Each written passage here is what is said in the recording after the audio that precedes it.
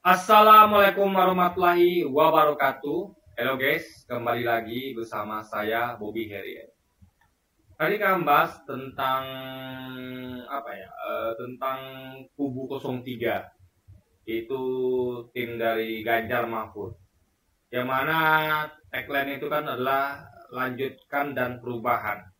Nah, jadi ini kita agak bingung ini gimana maksudnya. Kalau kubu 01 itu jelas sekali adalah perubahan. Jadi betul-betul jelas.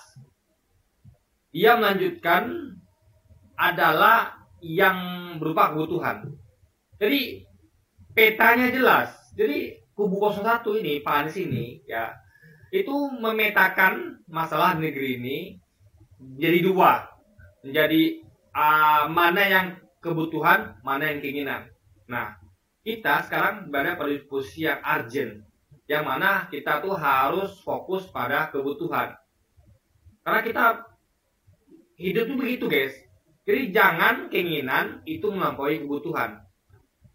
Cukupi dulu semua kebutuhan, baru melangkah keinginan. Itu baru hidup yang benar. Ya kan? Contoh, di keluarga saya. Apa sih yang kebutuhan keluarga saya? Anak sekolah, makanan bergizi, rumah cukup untuk tempat berlindung, tidak panas, tidak kehujanan, dan nyaman. Nyaman sini relatif ya. Nyaman sini yang penting aman dan kita tuh bisa beraktivitas dengan baik. Itu nyaman. Jadi bukan mewah ya, beda. Itu keinginan. Jadi kebutuhan dasar apa? Sandang, pangan, papan. Ya, sandang adalah pakaian, papan rumah, dan pangan makanan. Termasuk pakaian termasuk kayak pendidikan dan sebagainya. Jadi itu dulu dicukupi. Setelah anak saya semuanya sekolah dengan baik, makanannya bergizi semua, rumah kita sudah layak ditempati. Mohon maaf ya, bukan ya kayak kandang ayam atau apa gitu guys, tapi layak lah untuk ditempati manusia. Setelah itu cukup, baru kita melangkah dan ada sedikit tabungan untuk jaga-jaga kalau terjadi apa-apa, misalnya kepala keluarga di PHK. Jadi udah cukup, itu baru kita melangkah keinginan. Jadi jelas peta roadmap dari Anies ini, tim Anies ini jelas. Kebutuhan dulu, baru cukup semuanya, itu baru keinginan. Jadi hal-hal yang kayak IKN itu kan keinginan. Karena ketika ada bangun IKN dan itu ditempati oleh aparatur sipil negara kayak ASN, TNI, Polri, itu tidak berdampak pada rakyat. Ya, yang berdampak kepada para pemilik tanah di Kalimantan. Rakyat yang punya tanah Kalimantan tuh harga tanah akan melonjak naik gitu.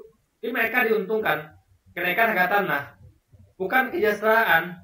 Karena kesejahteraan itu bukan naiknya harga tanah, tapi adalah bagaimana kecukupan tangan tersedia pangan, energi dengan harga yang terjangkau, rakyat mampu membelinya. Itu yang merupakan kebutuhan, bukan naiknya harga tanah gitu, yang dinikmati hanya segelintir orang.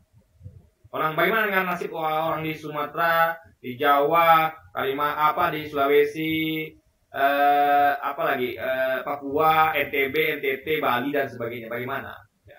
Dan Kalimantan pun hanya Kalimantan Selatan aja atau timur aja yang terdampak. Karena di Kalimantan itu kan hanya Kalimantan Timur dan Selatan, tapi ada Tengah, Utara dan Barat. Nah, ini Pak Anies itu jelas sekali petanya bahwa mengutamakan itu kebutuhan baru keinginan.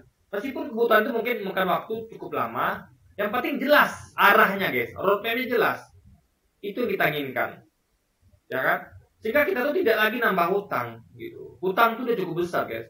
7.000 T itu sudah cukup besar. Jangan tambah lagi karena berbahaya gitu kan. Kita harus bisa mandiri. Karena kalau hutang itu kita tuh tidak punya kemandirian dan kita tuh tergantung sama pemberi hutang. Artinya kita tuh tidak lagi independen. Ada banyak kita tuh bisa dikendalikan oleh pemberi hutang. Karena namanya hutang. Tentu ada hutang budi di sana, ada hutang uang di sana. Jadi ini bahaya bagi negara kita, guys. Negara yang independen adalah negara yang utangnya sedikit. Berarti dia tuh lepas dari kendali mana-mana. Tapi kalau sudah berutang, Anda rentan, kita rentan untuk dikendalikan orang yang memberi utang kepada kita. Nah, jadi ini bukan masalah sunset, ya. Tapi fokusnya kemana? Itu yang penting, ya. Karena nanti saya terangkan ya. Sekarang kita masuk ke kubu 02. Nah itu jelas sekali tagline-nya lanjutkan. Jadi tidak ada pemetaan di situ mana kebutuhan, mana keinginan. Semuanya hajar saja. Yang proyek-proyek itu yang penting pencitraan, yang nampak megahnya gitu, mewahnya, ya IKN, jalan tol, fasilitas infrastruktur yang mewah gitu guys, yang hanya dinikmati kebanyakan oleh orang kaya saja. Jalan tol itu kebanyakan orang kaya menikmati. Orang miskin tidak dapat menikmati itu. Katanya ada dampak nggak langsung. Guys ya, rakyat miskin itu bukan butuh kecepatan barang sampai ke tempat tujuan. Rakyat miskin itu butuh barang yang murah. Dan itu dibutuhkan biaya transportasi yang murah. Ya. Kalau jalan tol, jelas bayar tolnya. Jakarta Solo aja 550.000 bayar tol. Coba kalau dibikin jalan umum, ya, nggak perlu tuh bayar uang 450.000, 550.000 itu nggak perlu guys. Itu bisa di apa? Itu kan biaya itu dibebankan kepada harga barang. Misalnya saya mau ngirim barang dari Jakarta ke Solo. Nah, di situ ada komponen biaya transportasi tambah 550.000. Saya nggak tahu ya, ada yang paling mahal tuh sekitar 950.000. Itu saya nggak tahu itu kendaraan apa. Nah kalau itu truk ya segitu, wah bisa bahaya guys. Artinya ada penambahan biaya segitu. Kalau itu jalan bukan jalan tol, jangan jarak yang sama gitu kan. Kalau diubah tuh, kita bukan mau jalan tol tapi jalan biasa di area itu ya, itu akan memotong kos sekitar 550.000 sampai 150.000. Kasus itu kan dibebankan kepada harga barang. Misal saya mengirim beras 100 ton alias 10, nggak salah guys, itu besar sekali ya. Kita ngomong pengusaha yang kecil lah, pengusaha kecil. Artinya 1 ton. Saya punya toko di Solo atau saya punya toko di Jakarta lah. Kita beli barang dari Solo. Ya lebih masuk akal kan dibandingkan beli beras di Jakarta, oper ke Solo, kan kayaknya lebih masuk akal dari Solo ke Jakarta. Atau bisa lah sebaliknya guys, sama saja lah, nggak apa-apa, sama saja ya. Jadi beras itu ya, misalnya beras itu harganya modal pokoknya adalah sekitar 10.000 misal ya, 10.000. Berarti modal saya untuk 1.000 kilo alias 1 ton itu butuh modal kira-kira berarti 10.000 kali 1.000. Berarti 10 juta. 10.000 rupiah dikali 1.000 kilo. Ya 10 juta. Kita jadikan anggaplah itu mungkin lebih kecil 10 juta ya. Anggaplah 100 juta. 100 juta. Berarti sekitar 10.000 kilo 1 ton. Kayak punya barang untuk kirim dari Jakarta Solo atau sebaliknya. Berarti kalau 1 ton alias 10.000 kilo. 1 ton itu 1.000 kilo ya. 1 ton guys. 10 ton lah guys. Ya. 1 ton itu memang nggak salah 1.000 kilo guys. Saya agak lupa nih gimana kan. Jadi 1 ton 1.000 kilo. Berarti 10.000 kilo lah ya. Berarti 10 ton. Nah 10.000 kilo dikali 10.000. Karena 1 kilonya kan 10.000 modal saya. Berarti 10.000 dikali 10.000. Artinya 100 juta. Berarti beras 10 ton itu 100 juta. Nah, 100 juta ya. Saya itu harus bayar lagi uang tol. Ya, anggaplah setengahnya, antara 5,5 sama 150.000. Berarti saya bayar sekitar 750.000. 750.000, ya kan? Berarti dipotong. Nah itu akan dijadikan ke kos untuk pembeli. Jadi gini gampang hitungannya ya. Berarti kan kita kita apa ya? Bentar. Berarti kalau kita tiap per kilo, jadi kita tuh harus jualan banyak, guys. Semakin banyak, kosnya akan lebih kecil. Tapi kan nggak semua orang punya modal besar. Contoh, kalau orang ya, ada loh orang tuh yang anggaplah 100 kilo aja dia jual gitu, ya Jakarta Solo. Itu nggak masuk nggak bakal masuk hitungan. Kalau saya pengusaha kecil yang mampunya hanya punya modal 10 juta, 10 juta berarti kita hitung dari mulai kecil ya. Dekonya berapa? 1000 kilo berarti 1000 kilo kali 10.000. 10.000 ya 1000 kilo berarti 10 juta. Nah, 10 juta ya modal saya. Berarti kita punya beras 1000 kilo. Berarti 1000 kilo ini berarti 750.000 dibagi 1000. Karena kan kita hitung biaya per kilonya. Berapa dibebankan per kilonya untuk biaya transportasi yang 750.000. Berarti kalau gitu 750.000 dibagi 1000, berarti dapatnya adalah sekitar 750 perak. Artinya saya akan menaikkan harga beras ya sesuai dengan ongkos 1 kilonya 250 perak. Ya. Jadi beras yang kalau itu jalannya gratis, ingat kalau jalan umum, misalnya berasnya harganya cuma 12.000. Artinya saya harus jual di harga 12.750 perak. Berarti pembeli itu nambah sekitar 250 perak. Bagi Anda, orang-orang kaya itu nggak masalah. Tapi orang-orang susah gimana? 250 perak itu berharga. Jadi itu ingat loh, itu 10 kilo, itu 1 kilo loh guys. Per kilo. Ya, sekilo itu biasanya kalau normalnya ya, itu kalau saya pribadi untuk makan sendiri ya, kebetulan makan saya relatif guys. Saya ini manusia karet. Kalau saya lagi kepepet saya bisa makan sedikit. Kalau saya lagi berlebih saya bisa makan banyak.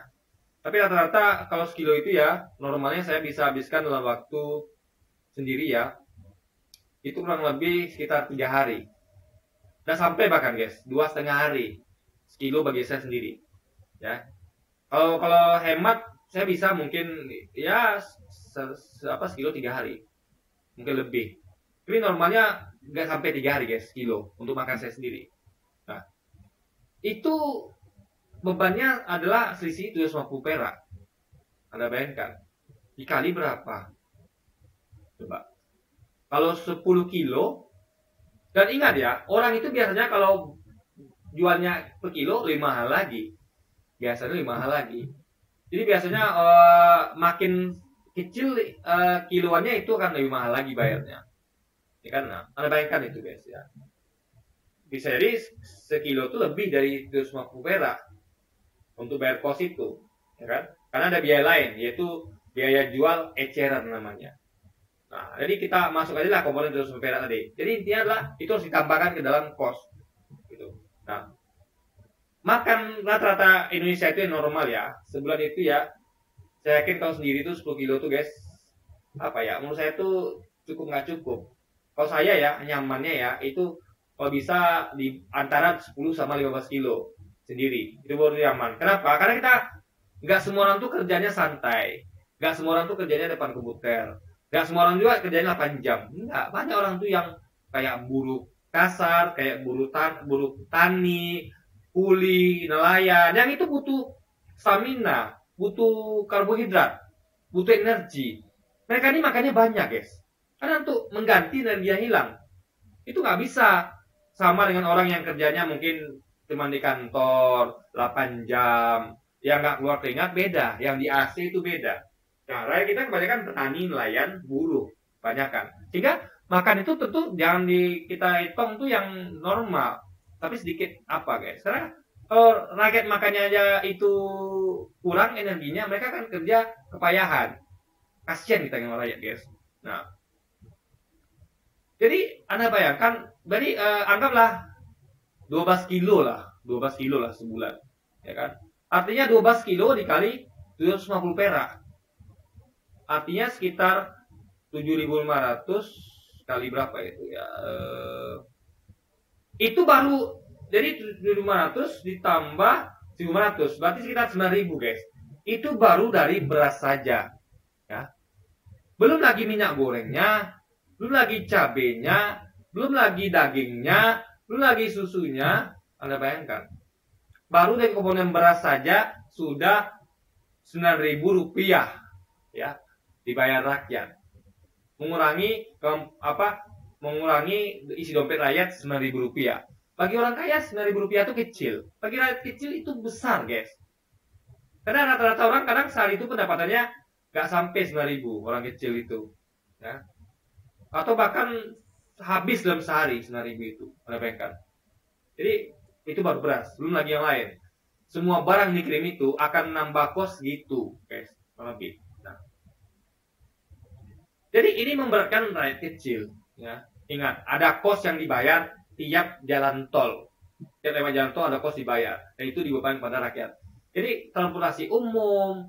Bahkan kalau orang perjalanan, misalnya ada petani yang dia tuh harus pulang kampung, itu bayar kos lagi.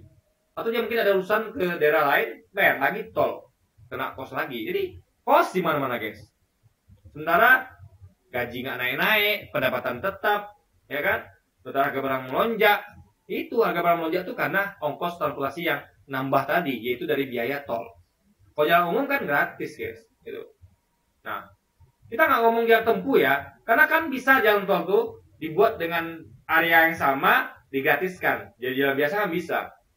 Jadi kita bukan ngomong tentang jalan biasa yang lebih panjang itu guys. Kan bisa jalan tol tuh diubah jadi jalan biasa, gitu kan?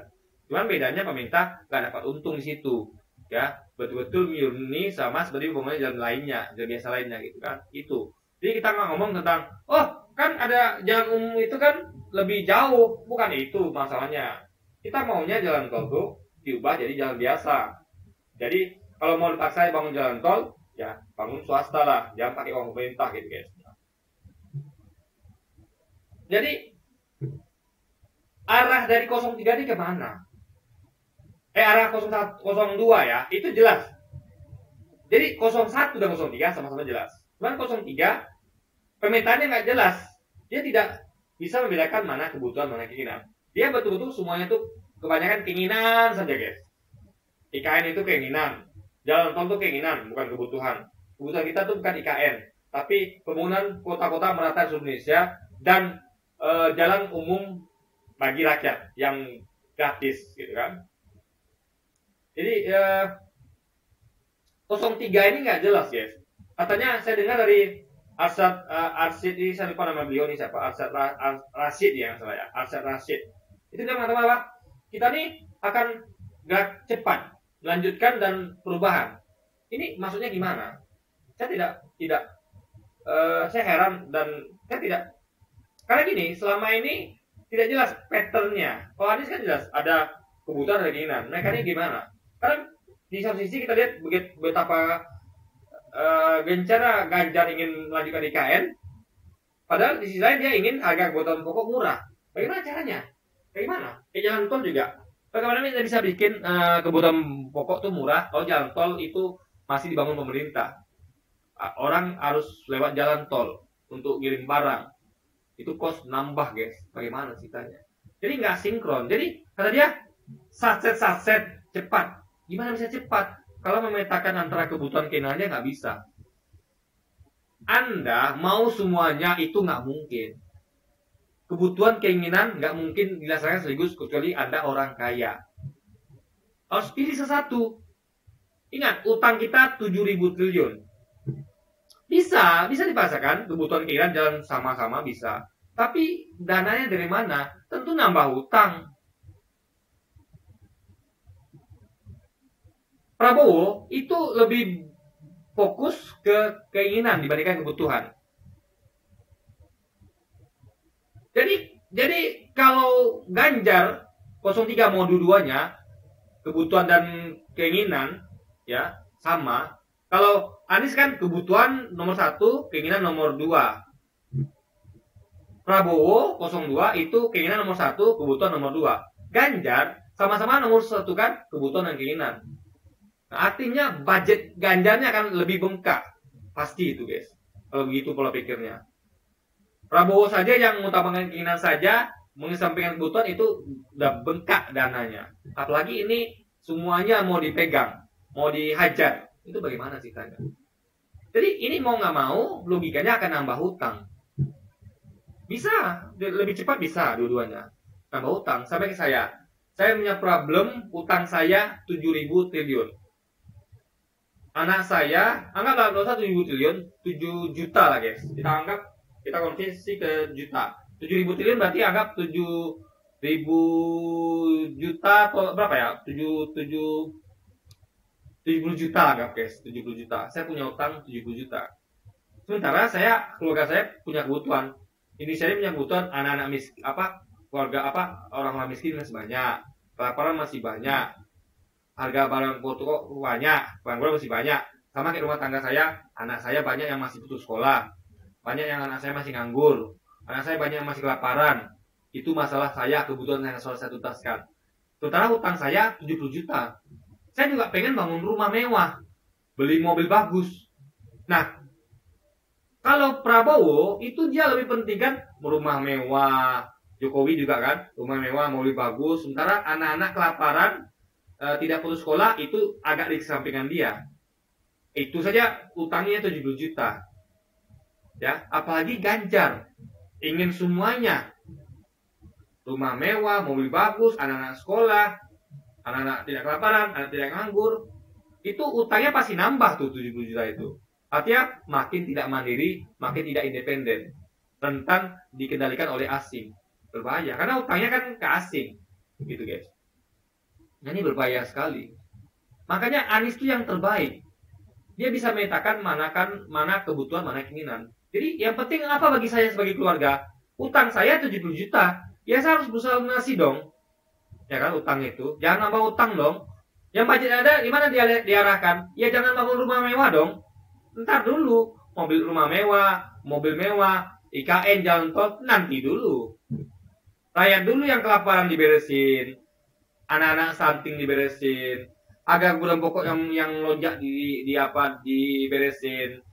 Kalau keluarga saya pribadi, anak-anak saya sekolah dulu diberesin. Anak-anak saya lapar, beresin dulu, yang kurang gizi beresin dulu. Gitu guys logikanya. Kan? Harus ada skala prioritas. Jangan semua dihajar. Gitu. Ya kan? Makanya Anies itu akan stop dulu sementara IKN, jalan tol di stop dulu. Ya. Itu serahkan aja ke swasta. Sudah, itu urusan swasta. Kalau IKN nggak mungkin ke swasta, nggak mungkin. Karena itu adalah prinsip negara. Jadi IKN itu nanti aja deh. Itu jangan dulu deh. Karena banyak kebutuhan mendesak. Jadi guys, jujur gini. Kalau kita lihat dari tim 02, itu buruknya ya, minusnya itu adalah pada fokusnya keinginan. Sementara mengesampingkan kebutuhan. Dari segi utang, dia buruk tapi tidak seburuk kalau 03 nanti. Kalau metodenya seperti ini. 03 itu lebih baik dari 02 dari segi dia akan melanjutkan dan perubahan. Dalam artian dari segi kebutuhan dan keinginan akan dipacu sama-sama. Tapi jeleknya, buruknya adalah nambah utang. Harusnya, logikanya. Karena budget terbatas. Nah kan Prabowo aja 02 dengan keinginan begitu mengesampingkan kebutuhan, itu budgetnya sudah bengkak, udah utang 7.000 triliun. Apalagi kalau mau dua-dua dikejar. Nah jadi kalau saya pribadi ya, saya tidak akan milih 02, 03. Karena Anda mau pilih mana? Utang tambah besar kemungkinannya, atau kita kebutuhan itu dikesampingkan? Mending pilih Anies. Kebutuhan diutamakan, utang akan berusaha untuk dijaga, bahkan nggak bisa diturunkan. Gitu guys. Jadi kita tuh pengen karena hidup itu guys, ya ngomong tentang kebutuhan, bukan melulu keinginan. Naif kalau kita tuh mengutamakan keinginan, sementara kebutuhan kita aja masih banyak. Naif sekali guys. Ya, ada orang miskin tapi belagak sok kaya, itu nggak bagus. Orang miskin ya harusnya sadar diri. Apa yang dibutuhkan itu yang dibeli. Saya orang miskin, ya saya tahu diri dong. Saya nggak mungkin beli mobil mewah, kredit mobil mewah, bikin rumah mewah, nggak mungkin. Saya mending saya alokasikan untuk beli susu untuk anak saya, pendidikan anak saya, makan gizi keluarga saya. Itu saya dahulukan, guys. Bila saya tinggal di gubuk, yang penting gubuk ini bisa melindungi keluarga atau saya dari hujan dan panas. Cukup sudah, ya kan? Yang penting keluarga saya, diri saya itu tidak kekurangan, cukup. Nggak mesti mewah, guys. Jadi keinginan tuh semua saya tekan. Yang penting kebutuhan dulu dikejar, itu guys. Itu adalah normalnya orang. Kecuali kalau ada kaya raya. Dan Indonesia tidak kaya raya. Kita kaya sumber daya alam, tapi dari segi kemampuan mengelola kita tidak kaya. Buktinya kita punya utang 7.000 triliun. Kalau kita kaya, kita tidak mungkin berutang. Ya dong. Memang ada banyak orang kaya berutang. Tapi guys, orang kaya berutang itu dari koceknya sendiri. Ya. Kita itu kita tuh minjam, guys. Itu masalahnya. Minjamnya bukan kepada apalagi ibaratnya kita pemerintah ini kan tergantung rakyat. Jadi ibaratnya uang itu kan harus kerja dulu gitu. Apa kita mungkin jual aset? Kalau saya pribadi, saya punya aset misalnya punya rumah, mobil, saya bisa jual itu kepada sama anak bangsa. Tapi pemerintah mau jual aset kemana? Ke asing? Itu kan namanya mencederai integritas, mencederai harga diri namanya. Jadi nggak mungkin kita tuh jual aset, nggak mungkin. Jadi pemerintah itu hanya mengandalkan APBN, sumbangan pajak dari rakyat. Makanya sadar diri, ya, sadar diri guys. Kalau tidak ada rakyat, pemerintah ini nggak ada apa-apanya, ya kan? Dan rakyat itu untuk bayar pajak harus bekerja dulu, guys. Pemerintah nggak mungkin jual aset, nggak mungkin, impossible, ya kan? Dijual ke dalam ke swasta dalam negeri, ya kan? Bisa jadi. Tapi kan kemampuan pemerintah jadi berkurang, pemasukan pemerintah berkurang gitu. Apa kayak saya jual usaha, masa jual usaha saya dijual, kan tidak mungkin. Itu kan untuk menopang kehidupan keluarga. Sama kayak pemerintah misalnya menjual BUMN pada swasta, walaupun bukan pada asing, tapi tetap akan mengurangi kemampuan pemerintah untuk membiayai pembangunan.